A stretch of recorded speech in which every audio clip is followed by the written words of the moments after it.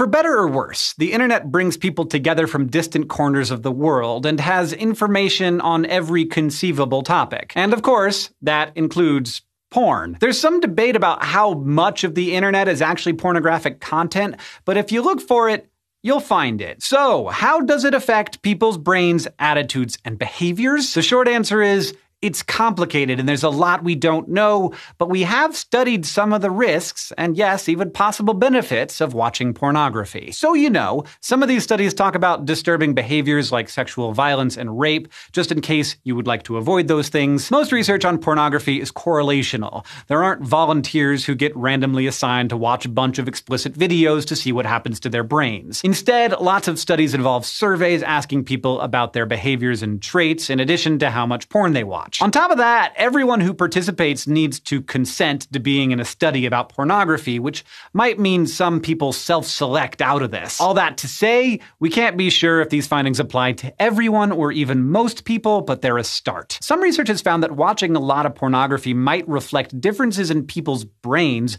especially in a part called the striatum. The striatum is involved in reward processing and consistently gets activated during sexual arousal, among other regions.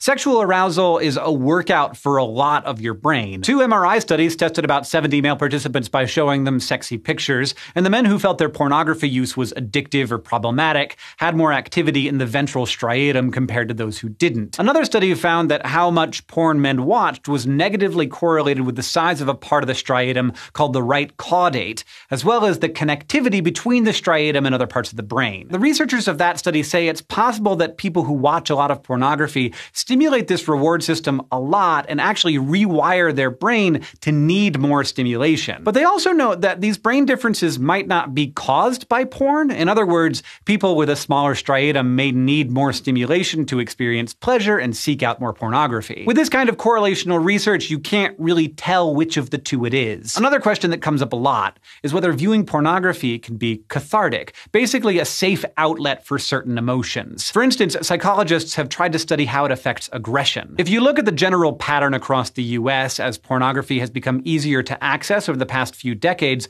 rates of violent crime like rape have gone down. And there's a similar pattern if you look at when pornography has become widely available in other countries too. But like we mentioned before, this is just a correlation, and not all studies show this link. For example, a 2016 meta-analysis in the Journal of Communication looked at 22 different studies that asked people about their porn viewing and self-reported sexual aggression, things like using force, verbal harassment, or other threatening behaviors. And they found that more porn viewing was related to higher levels of verbal and physical sexual aggression, particularly if the porn had violent content. This suggests that behavioral modeling might be at work, that people who see a behavior in others, even on a screen, are more likely to do it themselves. So psychologists have tried to make sense of these contradictory data. One 2012 study published in the Journal of Criminal Justice might help shed some light. The relationship between porn and aggression could have to do with timing. The researchers asked over 600 adult men who were convicted of sex crimes about their history of watching pornography. They found that regularly watching pornography during adolescence was linked with more severe crimes committed as adults, including more humiliation of their victims.